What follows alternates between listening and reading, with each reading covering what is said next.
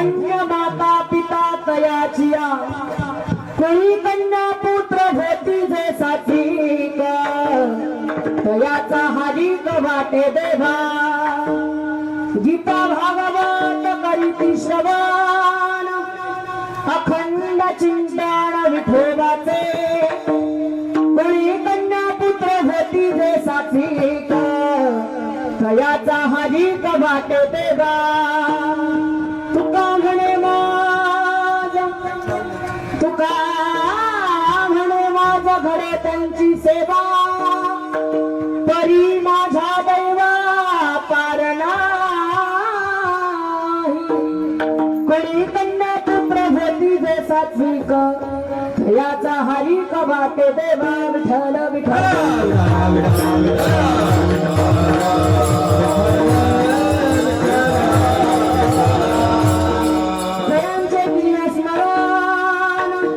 होय सकल विद्येचे अधिकार तेच म्हणतो श्री चरण श्री गुरूंचे ते नमस्कार आता नमो विठ्ठला राजया पांडुरंगा नमो रुक्मिणी माऊली ज्ञानगंगा नमो पुंडलिका नमो चंद्रभागा नमस्कार माझा रुक्मिणी पांडुरंगा पांडुरंग करो पांडुरंग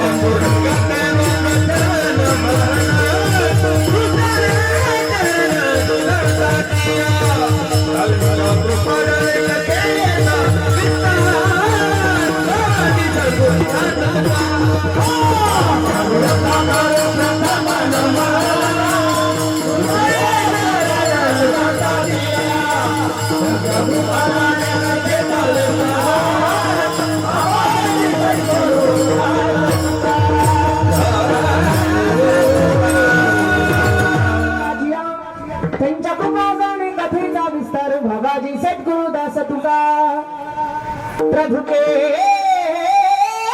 चरण में सदा पुनि पुनि करू प्रणाम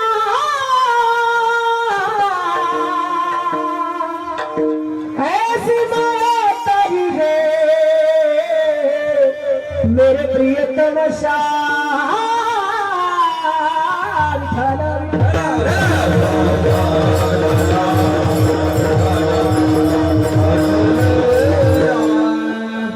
जिथे ज्ञान विज्ञान संजीव होते तिथे योग विद्येस सामर्थ्य होते जिथे मानवाला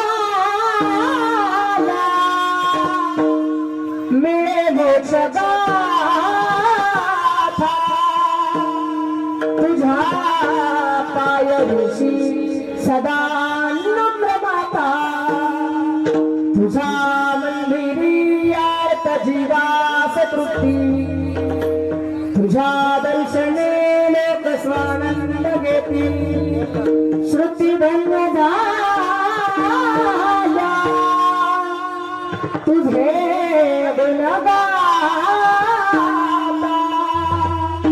तुझ्या पायरीशी सदा नम्र माता हे दुःख भंजन महालक्ष्मी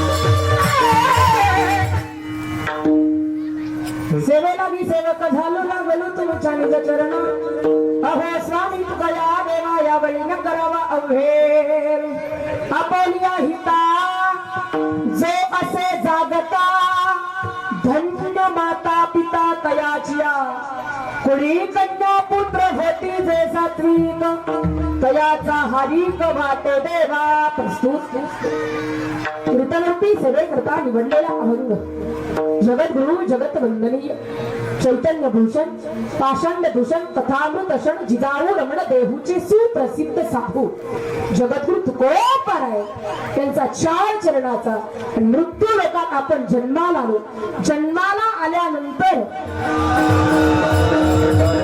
पूर्वी थोडासा परिहार द्यायचा तसा आपण सर्वजण आज या ठिकाणी एकत्रित आलो त्याच्या पाठीमागे काहीतरी कारण आहे म्हणून या ठिकाणी दादांचं अतिशय सुंदर काम या ठिकाणी आपल्या भारताचं रक्षण करण्याचं काम दादा करतात म्हणून दादाला कोटी कोटी धन्यवाद असतील की त्यांनी या ठिकाणी बालकाच्या अभिष्ट चिंतन सोहळ्यानिमित्त ही कीर्तनाची सेवा ठेवली नाहीतर बाकी कडे डीजे लावला जातो गाणे वाजवले जातात पण पारमार्थिक वारसा ज्याच्या परिवाराला आहे दादांनी या ठिकाणी कीर्तनाचं आयोजन केलं मी म्हणेन या बालकाला भगवंताला उदंड आयुष्य द्यावं चांगलं आयुष्य भगवंताने यांना द्यावं आणि अभंगाच्या पदापदाचं चिंतन करण्याकरता प्रवृत्त होईल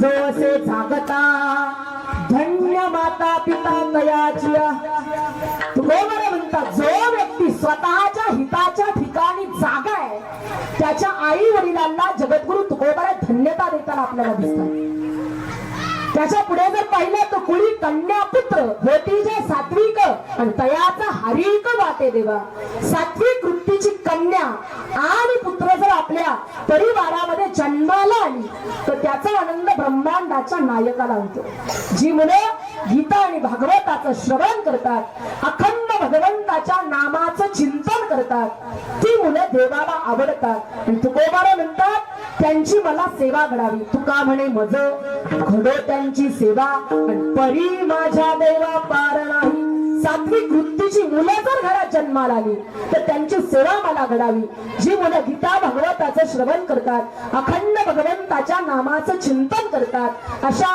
मुलांची सेवा मला घडावी असं तुकोबाराय म्हणतात. का हो, कोण जगद्गुरु तुकोबाराय की त्या तुकोबारांनी म्हणावं सात्विक वृत्तीची मुलं जन्माला आली की त्यांची सेवा मला घडावी. कोण जगद्गुरु तुकोबाराय? ज्या जगद्गुरु तुकोबारांना वारकरी संप्रदायाचा कळस म्हटल्या जातं. कोण जगद्गुरु तुकोबाराय? ज्या महात्म्याचं सदैव वैकुंठ गमन चळ कापतात ते जगद्गुरु तुकोबाराय. तुम्हाला आम्हाला स्वतःच हित सांगतात. तुकाराम तुकाराम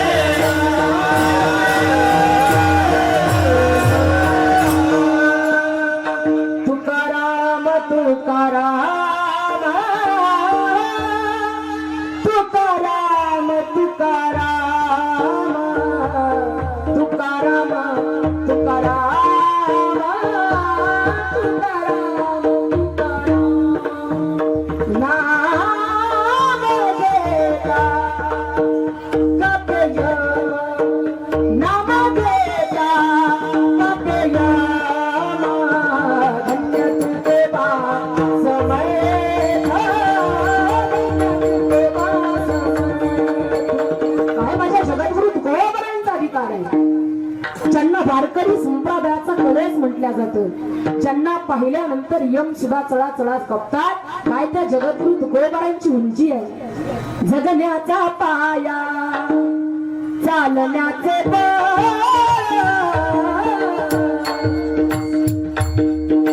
जगण्याचा पाया चालण्याचे विचाराची कळा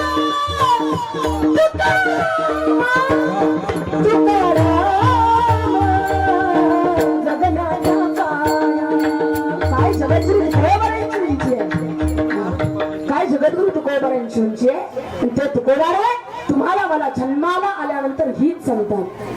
का हो, वारकरी संप्रदायाचा कळस होण्याकरता जगद्गुरु तुकोबाराला किती भक्ती करावी लागली असेल, किती नामस्मरण करावं लागलं असेल, किती माझ्या जगद्गुरु तुकोबारांची तयारी असेल, किती माझ्या जगद्गुरु तुकोबारांची तयारी असेल. तुकोबारा इतकी भक्ती करतात, इतकी भक्ती करतात आणि एका ठिकाणी म्हणतात हो इतकी भक्ती केली, इतकी भक्ती केली की आमची वाचा सुद्धा आमच्या ताब्यात राहिली नाही. माझी मत झाली, माझी मत झाली,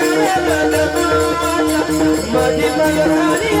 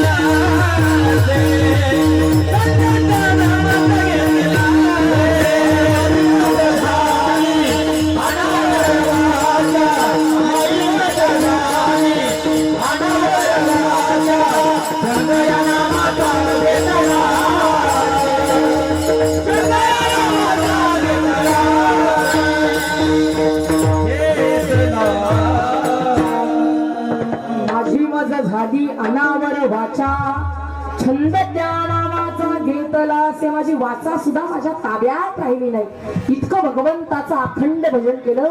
माझ्या तुकोबरांचा अधिकार जर तुम्हाला ऐकायचाच असेल तर तुम्हा सगळ्यांना, कारण जे जगद्गुरु तुकोबर आपल्याला हित सांगतात त्यांचा दोन हिताच्या गोष्टी सांगतात. तुकोबर म्हणतात रे, जन्माला आल्यानंतर तुम्ही जो पहिला श्वास घेतलाय तर मरणाच्या वेळेला घेतलेल्या शेवटच्या श्वासापर्यंत तुम्हाला जो वेळ मिळालाय त्याच्यात तुम्हाला हित करायचंय. काय करायचंय? हित करायचंय. मग आपण जन्माला आलो ना, मग तुकोबराय जर आपल्याला हित सांगतात तर त्या तुकोबरांचा अधिकार सांगणं फार महत्वाचं. कोण? जगद्गुरु तुकोबराय. तुम्हाला जर जगद्गुरु तुकोबरांचा अधिकारच ऐकायचं असेल तर तुम्हाला माझ्या बरोबर पंढरपूरला यावं लागेल. येताना तुम्ही म्हणाल ताई आज इथं बड्डेचा केक कापायचं सोडून पंढरपूरला कसं यावं? हा, पुरुष मंडळी, महिला मंडळ, येताना पंढरपूरला झोपल्या का काय?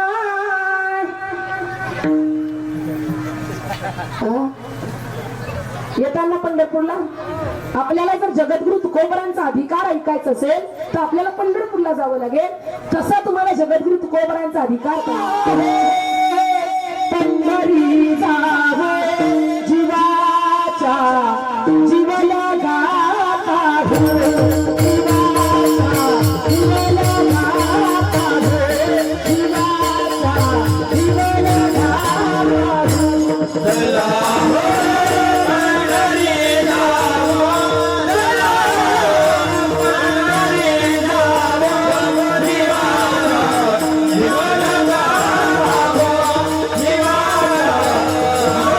जीवाला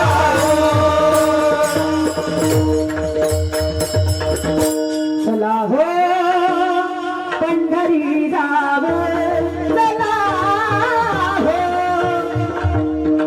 पंढरी जावं, जीवाच्या जीवला गाता हो, जीवाच्या जीवला गाता हो. येताना पंढरपूरला महिला मंडळ आपल्याला पंढरपूरला जायचंय. पहाटेच्या वेळेपर्यंत पंढरपुरात जाऊन पोहोचायचंय. आपण निघालो पंढरपूरला. सगळ्यांनी ज्याची त्याची गाठोडी पिशव्या घेतल्या. आपण सर्वजण पंढरपूरला निघालो. पण माझा बंट्या राहिला आणि माझा पप्या राहिला. याच्या नादात आपल्याला जायला थोडासा उशीर झाला. पण तुम्हाला मला जाण्याच्या अगोदर पंढरपुरात गच्च गर्दी झालेली होती. पाय ठेवायला सुद्धा जागा, वाळवंटापासून तर महाद्वारापर्यंत रांगा लागल्या होत्या. वाळवंटापासून महाद्वारापर्यंत सुरवराची दाटी उभे जोडोनी हात नाही. आपल्याला जायच्या अगोदर वाळवंटापासून तर मंदिरापर्यंत रांगा लागलेल्या होत्या. आपण पंढरपुरात जाऊन पोहोचलो. चंद्रभागेचं स्नान केलं आणि मंदिराकडे राहुलाकडे जायला निघाले. पण जात असताना एक आजी दुसऱ्या आजीला म्हणते, का ग काय पंढरपुरात गर्दी आहे? काय पंढरपुरामध्ये गर्दी आहे? कोण आलंय म्हणे इतकं पंढरपुरामध्ये? दुसरी आजीबाई म्हणती, का ग तुला माहित नाही पंढरपुरात कोण आहे? शुक सनकादिक नारद तुंबर भक्ताच्या पोटी कवाडाडणी पाहता ती जगजेत. या गर्दीमध्ये कोण कोण आहे? शुक आहे, सनकादिक आहे, नारद आहे, तुंबर आहे. या गर्दीमध्ये ती म्हणते, अगं तुला माहित नाही या गर्दीत कोण आहे? ती म्हणते, अगं पाय ठेवायला जागा नाही. कोण आहे या गर्दीमध्ये? त्यावेळेला ती सांगू लागली, तुला माहिती का या गर्दीत कोण कोण आहे? शुक सनकादिक नारद. नारद नारद माहिती का तुम्हाला? नारद पुरुष मंडळी, कळीचा नारद शेंडी आणून भजन करतो तो. अय वडाळी, नारद माहिती का तुम्हाला? तुमच्यात नाही नाही एखादा नारद? नारद त्या ठिकाणी ती सांगू लागली, अगं या गर्दीमध्ये नाराजी आहे. पण त्या नाराजीला काही दम पडेना. महाद्वारात जाऊन उभे राहिलेले होते. महाद्वारासमोर गेले, महाद्वारावर थाप मारू लागले. महाद्वारावर थाप मारू लागले. म्हणू लागले, देवा दार उघडा. 3 तास झाले, 1 प्रहर झाला आम्ही तुमच्या दारात उभे आहोत. आता ही गर्दी आम्हाला सहन होत नाही. प्रभू महाद्वार उघडा. आवाज देऊ लागले. कोण? नारदजी. माझ्या नाथांच्या भाषेत सांगू तुम्हाला काय म्हणतात नाथ महाराज. दारू घडबाया का दारू घाट, दारू घडबाया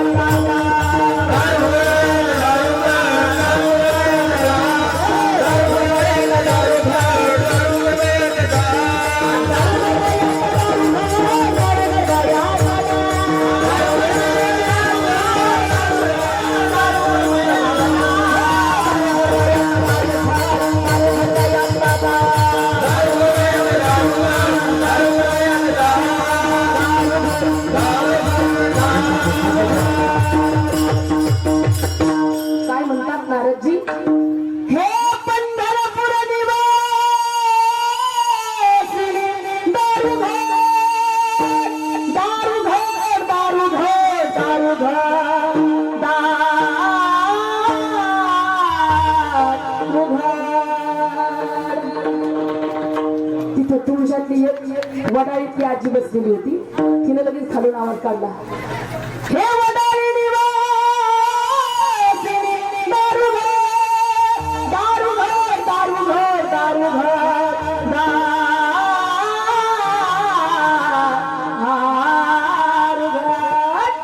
दारू घोट बाया दारू घोट, दारू घोट बाया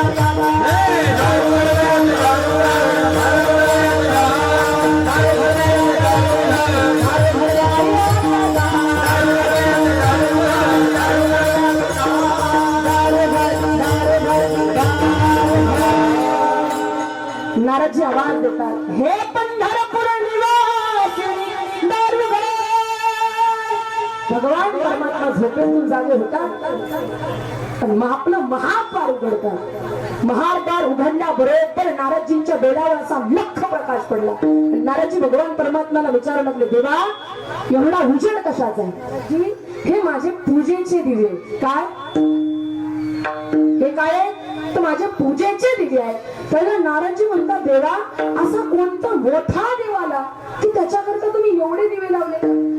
त्यावेळेला नारदजीला भगवान परमात्मा म्हणतात, नारदजी तुम्ही जाऊन पहा ना माझ्या देवाऱ्यात कोण आहे. ज्या वेळेला नारदजी महाद्वारामधून आत जातात आणि भगवान परमात्म्याच्या देवाऱ्यात डोकतात तर त्या देवाऱ्यामध्ये प्रल्हाद, नारद, पराशर, पुंडलीक, व्यासांबर, शुक, शौनक, भीष्म, वक्क, तालभ्या, रुक्मांगदा, अर्जुन, वशिष्ठ, विभीषणादी पुण्याने नाम कथां परम भागवतम. कोणाच्या देवाऱ्यामध्ये प्रल्हाद, नारद, पराशर, पुंडलीक ही कोणाची नावे. अगं तुम्ही बोला ना. हा तुम्हाला मी येडी दिसते का. हा महिला मंडळ बोललात तर कीर्तन होईल बरं का. हा आमच्याकडे लेकरं 1-1.5 वर्षाची झाली की लगेच बोलतात. तुम्ही एवढ्याला झाले. हा ज्यावेळेला देवाऱ्यामध्ये जाऊन पाहतात प्रल्हाद, नारद, पराशर, पुंडलिक ही कोणाची नाव आहे. कोणाची. देवाची का भक्ताची. मी जाऊ का घरी. तुम्ही बोलत नसाल तर मी जाऊ का घरी. हा कोणाची नाव आहे. भक्ताची नाव आहे. त्याला नारदजी म्हणतात, देवा तुम्ही आम्हा भक्ताची पूजा करता. त्याला भगवान परमात्मा म्हणतात, नारदजी मला माझे भक्त माझ्या प्राणापेक्षाही प्रिय वाटतात. नाहम वसामी वैकुंठे योगिनां हृदयेरव मद भक्त यत्र गायन्ति तत्प्रतिष्ठामि नारदा. माझे भक्त गातील येथे नारदानी तुम्हारे ते, नारदानी तुम्हारे ते, नारदानी माझे भक्त गातील येथे नारदानी तुम्हारे ते, नारदानी तुम्हारे ते, माझे भक्त गातील येथे नारदानी तुम्हारे ते.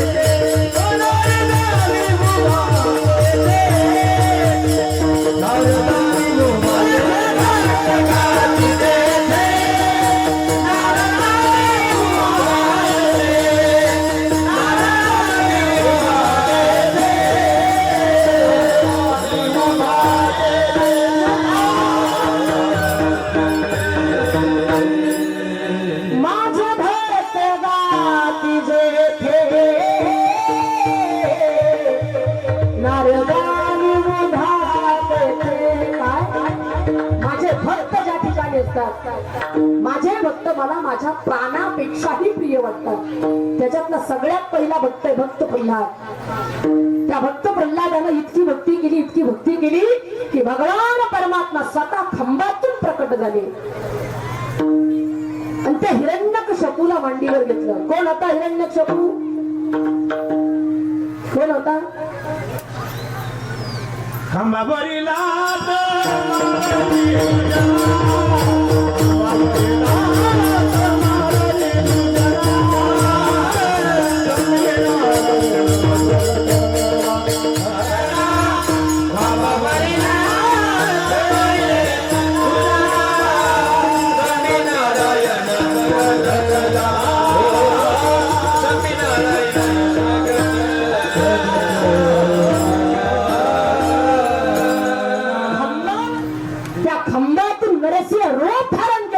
परमात्म्याने प्रकट झाले आणि त्या हिरण्यकश्यपूला मांडीवर घेतलं.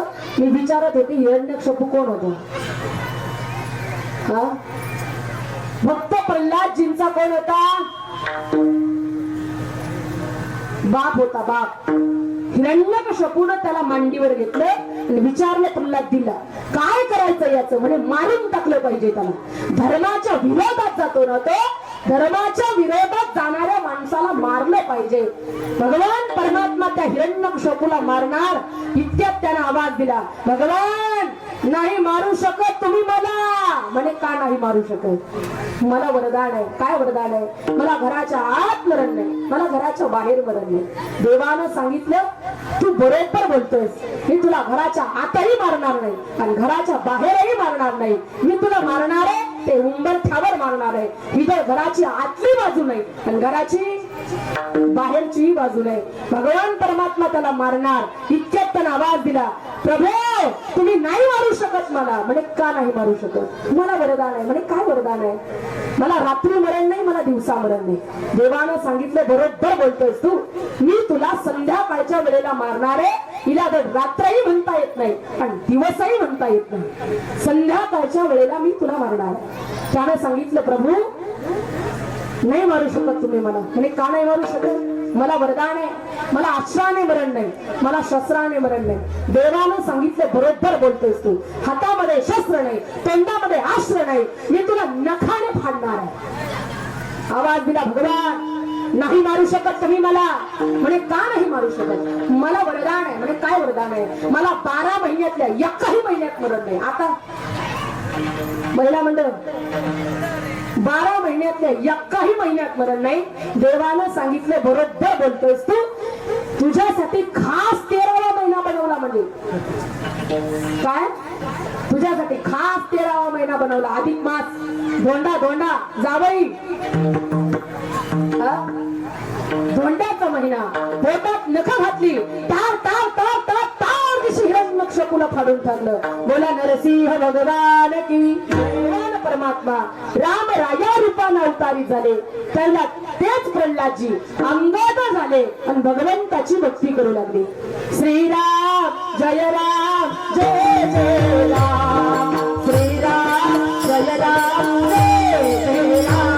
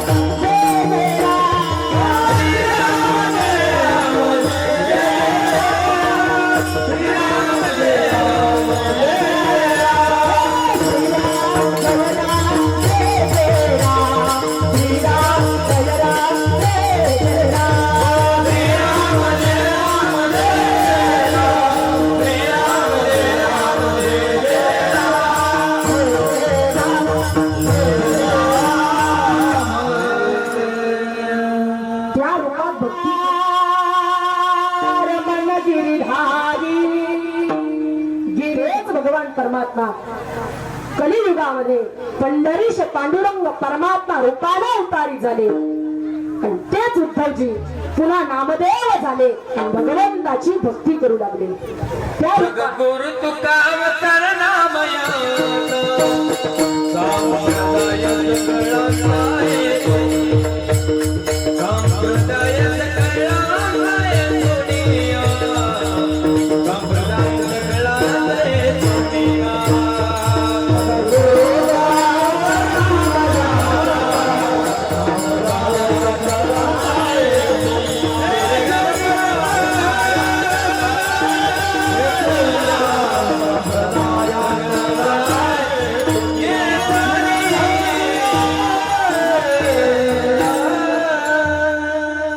तेच नामदेवराय त्या रूपात भक्ती करून पोट भरलं नाही, पुढे जगद्गुरु तुकाराम महाराज झाले आणि अशी भगवंताची भक्ती केली, अशी भगवंताची भक्ती केली की त्या भक्तीनं जगद्गुरु तुकोबारांना वारकरी संप्रदायाचा कळस बनवलं. जगद्गुरु तुका अवतार नामयाचा आणि संप्रदाय सगळ्याचा यथोनिया ते जगद्गुरु तुकोबार आहे. जन्मोजन्मी भक्ती करतात, जन्मोजन्मी जन्मोजन्मी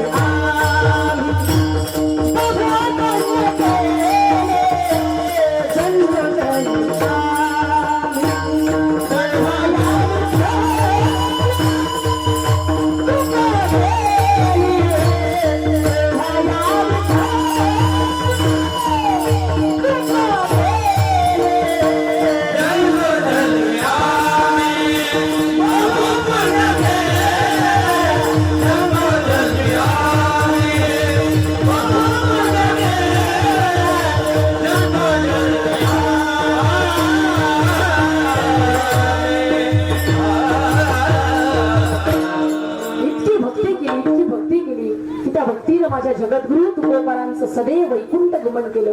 जगद्गुरु तुकोबारांना वारकरी संप्रदायाचा कळस बनवलं आणि ते तुकोबार आहे. तुमच्या माझ्या पुढे आपल्याला हित सांगताना दिसतात. काय हित सांगतात तर आपोदिया हिता जो असे जागता, जो व्यक्ती स्वतःच्या हिताच्या ठिकाणी जागा आहे त्याच्या आई वडिलांना धन्यता देतात जगद्गुरु तुकोबार.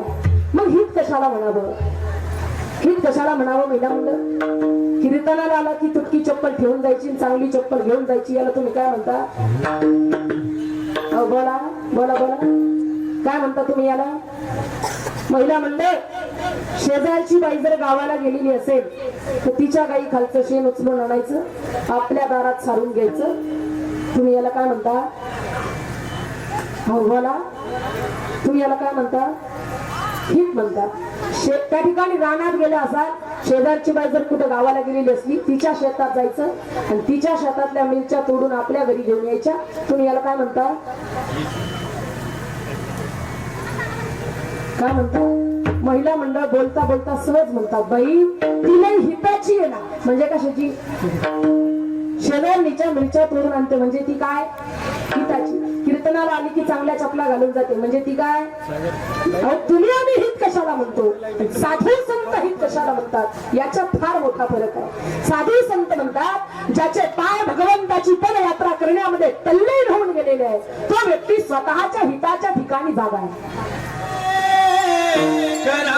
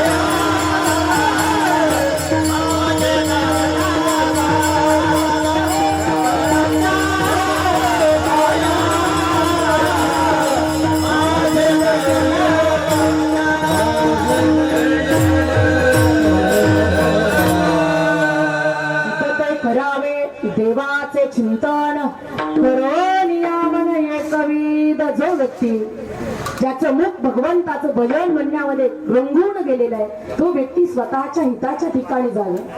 ज्याचे हात टाळी वाजण्यामध्ये तल्लीन होऊन गेलेले आहे तो व्यक्ती स्वतःच्या हिताच्या ठिकाणी जाताना फक्त भारतच माझी माता आहे हे म्हणून लढतो ना तो व्यक्ती स्वतःच्या हिताच्या ठिकाणी जागा आहे. एकदा तरी टाळी वाजवा.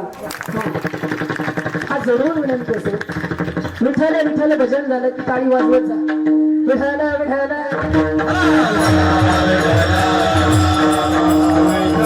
फाशी देण्यात येणार होती. कारागृहामध्ये भगतसिंग त्या ठिकाणी बंदिस्त केलेले होते. नीट ऐका बरं, लक्षपूर्वक ऐका. हिताच्या ठिकाणी कोण जागा आहे मी सांगेल तुम्हाला. कोण व्यक्ती हिताच्या ठिकाणी जागा आहे तर ऐका. भगतसिंगांना नेण्याकरता आला होता. जेलर भगतसिंगांना नेण्याकरता आला त्याला भगतसिंग जोर काढत होते, उठा बशा मारत होते, मांड्या थोपटत होते. जेलरानं पाहिलं आणि आवाज दिला, भगत, अरे भगत. व्यायाम कशा करता करतात? शरीर कमवण्याकरता व्यायाम केला जातो. भगत, 1 तासानंतर तुझं हे शरीर संपणार आहे. तू कशा करता व्यायाम करतोस? त्याला भगत सिंगांना अतिशय उत्तर सुंदर दिलं. नीट लक्षपूर्वक ऐका. हिताच्या ठिकाणी जागे असणारे व्यक्ती काय? माझ्या घरी माझी आई आहे आणि माझी आई रोज देवपूजा करते. काय करते? देवपूजा करते. त्या देवपूजे करता घराच्या बाहेरच्या अंगणातल्या बगीच्यात जाते. कुठून आणले जातात आणि जले त्याला त्या टोकरीतले फक्त तेजस्वी आणि टवटवीतच फुलं देवाला वाहते. कोणाला? हो बोला ना, कोणाला? देवाला वाहते. आणि जेले फक्त फरक एवढा आहे, माझी आई देवाऱ्यातल्या देवाला देव म्हणते आणि मी माझ्या भारत मातेला माझा देव म्हणते. म्हणूनच मी व्यायाम करतो कारण हे ताजे टवटवीत फूल त्या भारत मातेच्या चरणी मला वाहता यावं.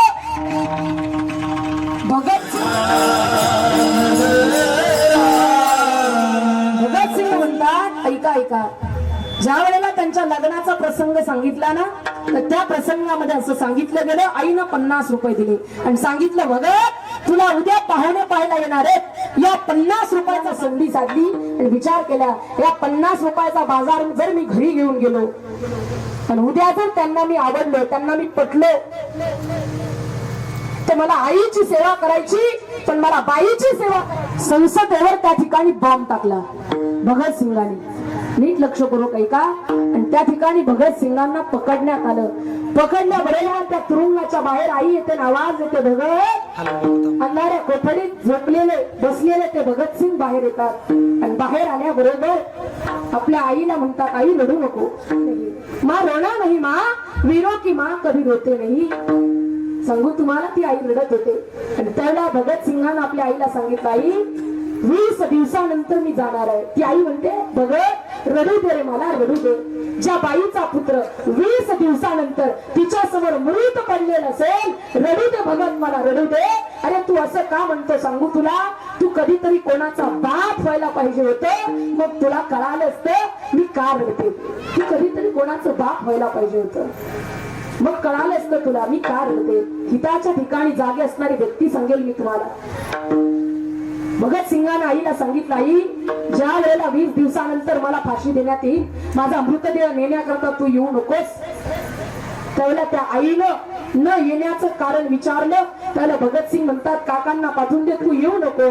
मा ज्यावेळेला तू इथं येशील त्यावेळेला इंग्रज लोक तुझ्यावर हसत असतील आणि इंग्रज म्हणतील ही त्या भगतची आई आहे आणि आई तू त्यावेळेला रडत असशील आणि तो माझा जीवनातला अतिशय मोठा पराभव असेल. तू रडत असशील. वीरो की माँ रोते नहीं माँ असं म्हणतात भगतजी. का? दिल दिया है जान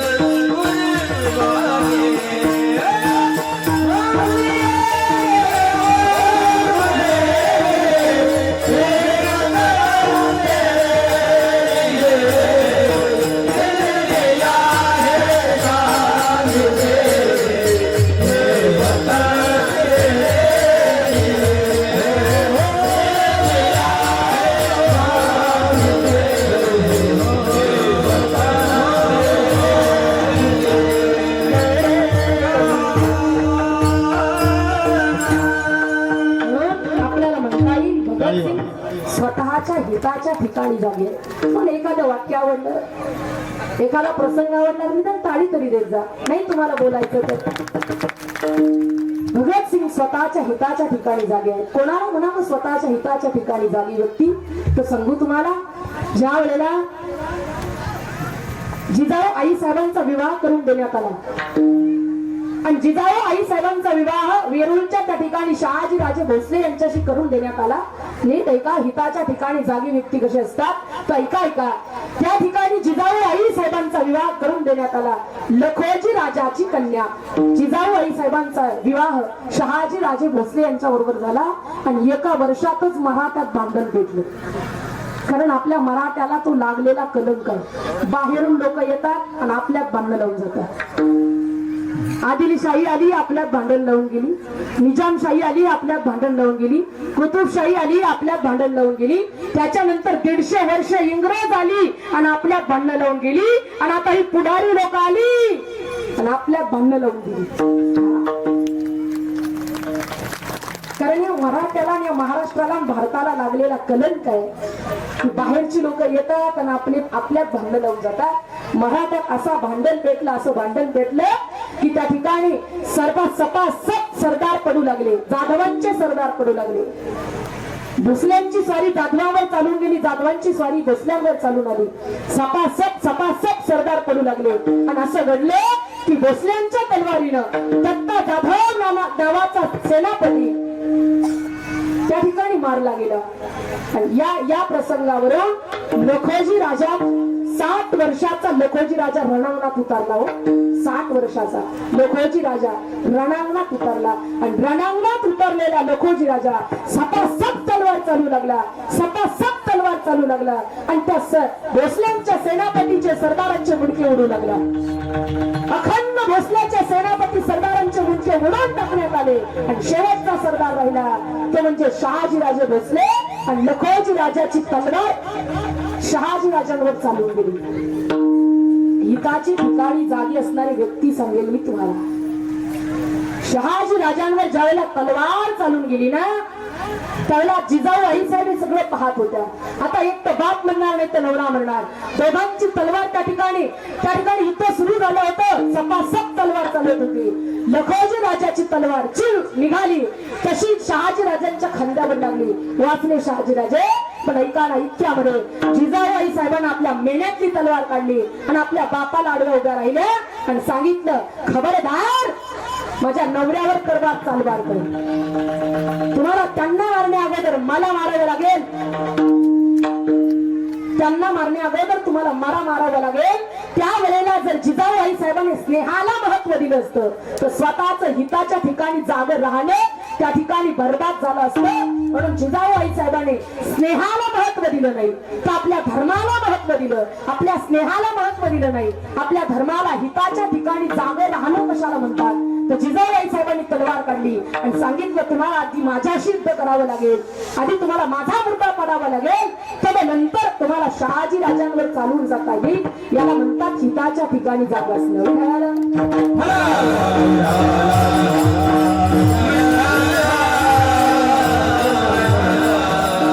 म्हणूनच तुम्हाला म्हणतात, जी व्यक्ती स्वतःच्या हिताच्या ठिकाणी जागी त्याचे आई वडील धन्य अभंगाचं पात्र.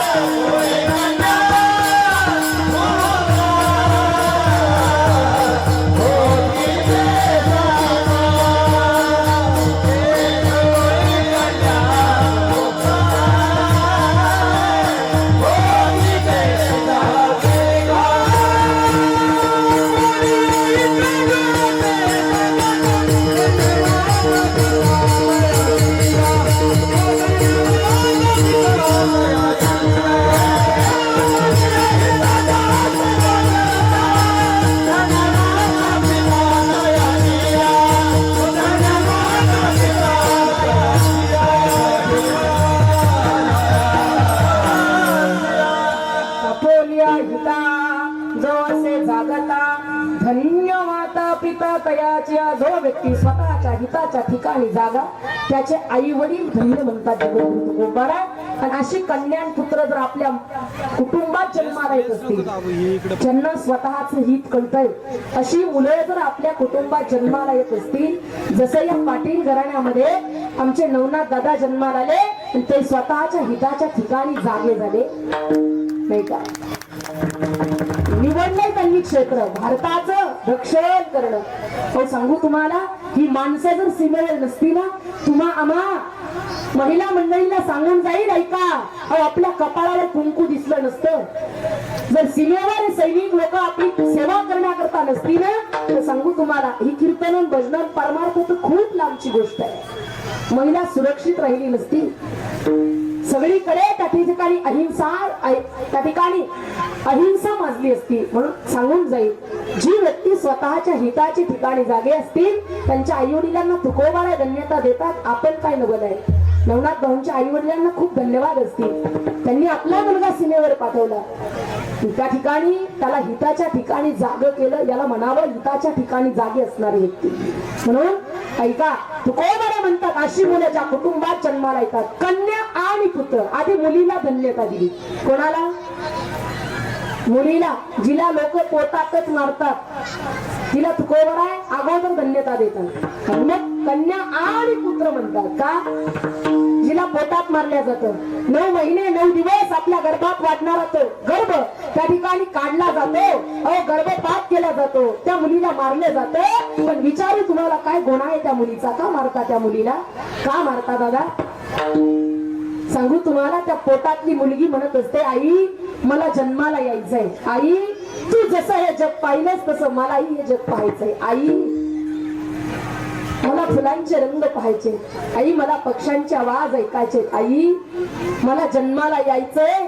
तू जसं हे जग पाहिलं तसं मला सुद्धा हे जग पाहायचंय. सांगू तुम्हाला, ती मुलगी म्हणत असते, आई 9 महिने मला तुझ्या गर्भात ठेवून मला हे जग पाहायचंय. ती मुलगी विनंती करते, आई 9 महिने 9 दिवस झाली जग बघण्याची घाई. 9 महिने 9 दिवस झाली जग बघण्याची घाई. वंशाच्या तुझ्या काळी नको बनती विजयी आई.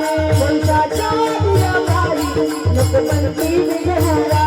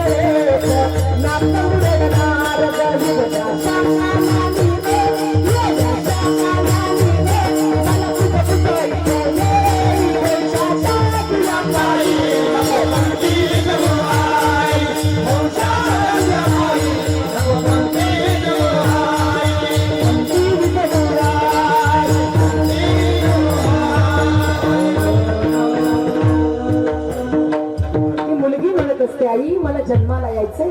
तू जसं हे जग पाहिलं तसं मलाही हे जग पाहायचंय. 9 महिने 9 दिवसानं खाली जग बघण्याची घाई. वंशाच्या चिऱ्या पायी नको पंथी जगू आई. मुलगी म्हणून गर्भाची चाचणी होणार ग. मुलगी म्हणून सगळं नाक मुडगणार. इवल्या शाकानानी ग, इवल्या शाकानानी ग, मला कुठं बुजायचं ए वंशाच्या दिव्या पायी नको पंथी जगू आई. म्हणून हा जरूर म्हणत असेल, जीवनात कधी श्रीगुण हत्या करू नका. साधू संत कन्येला धन्यता देतात. तुकोबरा म्हणतात कुळी कन्या पुत्र म्हणजे कुळामध्ये कन्या आणि पुत्र जर सात्विक वृत्तीची जन्माला आली तर त्याचा आनंद ब्रह्मांडाच्या नायकाला झाल्याशिवाय राहत नाही. आमच्या नवनाथ भाऊच्या घरामध्ये 2 पुत्र जन्माला आली. सांगू तुम्हाला, नवनाथ भाऊ हिताच्या ठिकाणी जागे तर त्यांचे पुत्र सुद्धा नक्कीच हिताच्या ठिकाणी जागे राहतील. म्हणून सांगू तुम्हाला, तुकोबारा म्हणतात ज्याच्या घरात अशी मुलं जन्माला येतील त्याचा आनंद ब्रह्मांडाच्या नायकाला होतो. अभंगाचा दुसरं चरण.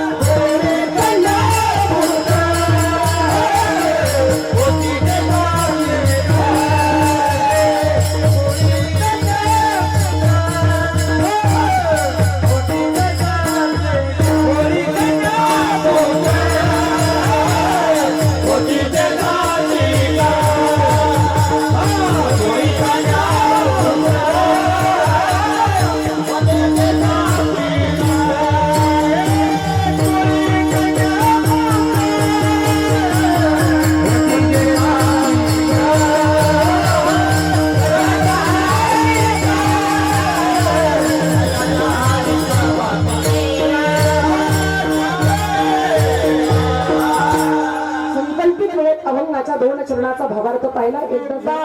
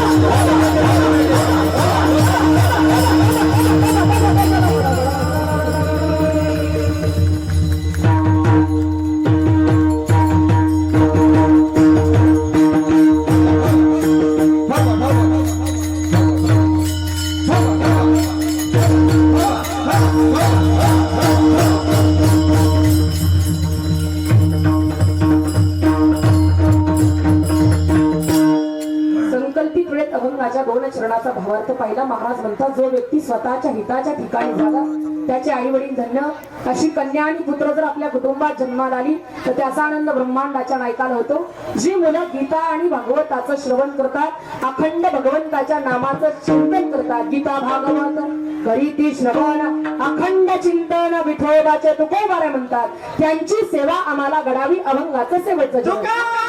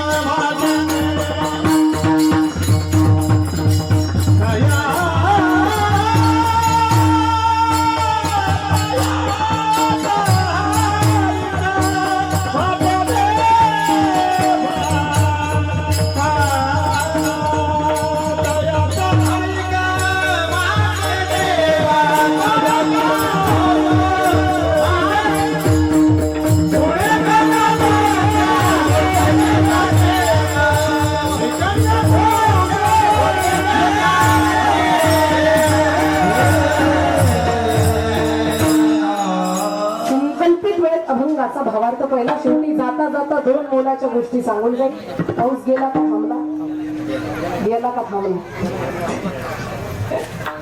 बर, संकल्पित वेळेत आपण अभंग राजा भावार्थ पाहिला. शेवटी जाता जाता दोन मोलाच्या गोष्टी सांगेल. जगता मृत्यू लोकात तर आईची सेवा करा, जगता मृत्यू लोकात तर वडिलाची सेवा करा, जगता मृत्यू लोकात तर श्रीभूर हत्या थांबवा. आणि तुम्ही हिंदू म्हणून जर जगता तर आपल्या गोठ्यात एक तरी गावरान गाय आणि दारात तुळशी वृंदावन बांधायला काही विसरू नका. जगताना मृत्यू लोकांमध्ये आईची सेवा करा, बापाची सेवा करा. कारण फक्त पुंडलिकानं आईची बापाची सेवा केली, जगाच्या मालकाला पंढरपुरात चालत यावं लागलं आणि त्यानं फेकलेल्या विटेवर युगोन युग उभं राहावं लागलं. ही आईच्या आणि बापाच्या सेवेतली ताकद आहे. म्हणून आई वडिलांची सेवा करा. आणि तुम्ही हिंदू म्हणून जर जगता तर आपल्या दारात एक तरी गावरान गाय पाळा आणि पाळलेली गावरान गाय कधी कसायाला विकू नका. दादा लोक गाय म्हातारी झाली म्हणून कसायाला विकतात, तर हा जरूर विनंती असेल, आपल्या दारातली गावरान गाय कधी कसायाला विकू नका. पण कोणीतरी त्या कसायाला विचारलं का वे ही गायी घेऊन जाता, काय करता या गायी बरोबर. समोरून आलेलं उत्तर फार वाईट आहे. त्या कसायानं सांगितलं, ज्या वेळेला ही गायी कत्तलखान्यात नेली जाते, गरम पाण्याला उकळी आणल्या जाते, पाण्याला उकळी आणल्या जाते आणि गरम उकळी आलेलं पाणी जिवंत गायीच्या अंगावर ओतलं जातं. तर एखादा गरम पाण्याचा थेंब तुमच्या माझ्या शरीरावर पडू द्या, जीवाची लाही लाही झाल्याशिवाय राहत नाही. दादा त्या गायी आईच्या अंगावरती गरम उकळी आलेलं पाणी ओतल्या जातं. सांगू तुम्हाला, जिवंतपणी त्या गायीच्या शरीरावरचं कातडं जिवंतपणी खेचून काढतात. का हो, जिवंतपणीच तिच्या अंगावरचं कातडं खेचता तुम्ही, मेल्यावर का खेचत नाही. समोरचं उत्तर आहे, ज्या वेळेला गायी मरते ना तिच्या त्या कातड्याला मांस चिटकून येतं, म्हणून जिवंतपणीच तिच्या शरीरावरचं कातडं वरून खेचून काढल्या जातं. सांगू तुम्हाला, त्या गायी आईच्या डोळ्यातून अश्रुधारा वाहतात आणि ती गायी आईच्या मालकानं तिला कसायला विकलं ना, त्या मालकाला प्रश्न विचारते, का रे लेका, काय गुन्हा केला रे मी तुझा. तुझ्या पत्नीला दूध नव्हतं तर माझ्या दुधावर तुझी मुलं मोठी केली, मला कसायला विकून टाकलं. शाप देते दादा ती गायी आई आपल्याला. म्हातारी झाली म्हणून लोक गायी कसायला विकतात. पण सांगू तुम्हाला, म्हातारी झाली दारात म्हणून द्या, पुण्य लागेल तुम्हाला. पण तीच गायी जर तुम्ही कसायला विकत असाल तर पापाचे भागीदार झाल्याशिवाय राहणार नाही. पण हा जरूर विनंती, दारातली गावरान गाय कधीच कसायला विकू नका. एवढीच विनंती असेल. आजच्या वाढदिवसानिमित्त, या दोन मुलाच्या जन्मदिवसानिमित्त तुम्ही एवढं जरी घरी घेऊन गेले ना तरी आजचं कीर्तन सफल झालं. म्हणून आज जरूर विनंती, एवढंच जीवनात करा झालेली सेवा भगवंताच्या चरणी, तुम्हा जमलेल्या मायबाप शत्रुजनांच्या चरणी, माझ्या आई वडिलांच्या चरणी समर्पित. आणि याच ठिकाणी सेवेला पूर्ण विराम. ज्ञानेश्वर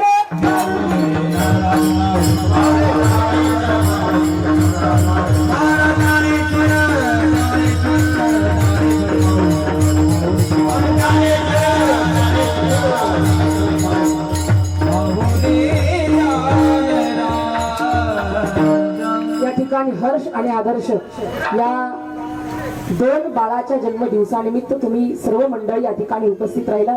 कीर्तनाची शोभा वाढवली. नवनाथ भाऊनी, तुम्हा सर्व नातेवाईक असतील, सामाजिक क्षेत्रातील, राजकीय क्षेत्रातील, धार्मिक क्षेत्रातील सर्वच तुम्ही मंडळी, संपूर्ण तरुण मंडळ या ठिकाणी उपस्थित झालेलं आहे. सगळ्यांना कोटी कोटी धन्यवाद. या ठिकाणी ज्यांनी गायनाकरता, वाजवण्याकरता सुंदर साथ दिली, सुंदर गायक वादक मंडळी या ठिकाणी उपस्थित आहेत. त्या ठिकाणी आमचे शांताराम महाराज सदगीर आहेत, अंकुश महाराज सदगीर आहेत, रामेश्वर महाराज आहेत, त्याचबरोबर एकनाथ महाराज आहेत,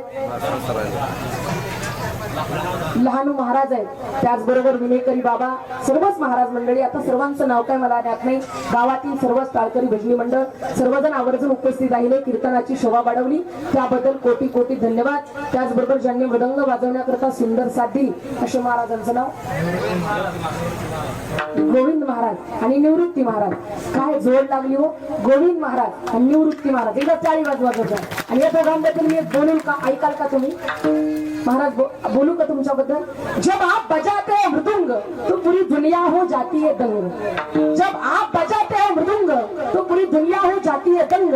मैंने इधर उधर देखा तो भगवान श्याम सुंदर नाचते हैं राधे के संग. कोटी कोटी धन्यवाद दोनही मृदंगाचार्य महाराजींना.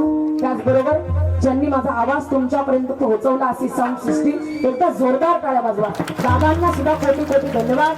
खूप सुंदर सिस्टीम दिली त्याबद्दल कोटी कोटी धन्यवाद. त्याचबरोबर ज्यांच्या माध्यमातून तुम्ही युट्यूब चॅनल आहे का तुमचं? नाही. त्या ठिकाणी प्रत्येकाच्या मोबाईलवर दिसणार आहात अशी शूटिंग या ठिकाणी उपस्थित आहे. त्या दोनही फोटोग्राफर दादांना सुद्धा कोटी कोटी धन्यवाद. एकदा जोरदार टाळी वाजवा. त्याचबरोबर माझे पतिराज आदरणीय हरिभक्त परायण नकुलजी महाराज जाधव तेही आवर्जून उपस्थित राहिले आणि कीर्तनाची शोभा वाढवली. त्यांना डबल कोटी कोटी धन्यवाद. एकदा जोरदार टाळी वाजवा. महाराजांचं स्वागत करा. नवनाथ भाऊनं इथपर्यंत बोलवले आणि या ठिकाणी आशीर्वाद रूपी कीर्तन करण्याची संधी आम्हाला दिली त्याबद्दल भाऊंना सुद्धा कोटी कोटी धन्यवाद. त्यांच्या आई असतील, वडील असेल, दोनही बहिणी असतील, त्यांच्या पत्नी असतील, सर्वांना कोटी कोटी धन्यवाद. झालेली सेवा भगवंताच्या चरणी, तुम्हा जमलेल्या मायबाप शत्रुजनांच्या चरणी, माझ्या आई वडिलांच्या चरणी, माझ्या पती राजाच्या चरणी समर्पित आणि याच ठिकाणी सेवेला पूर्णविराम. विहार जय जय.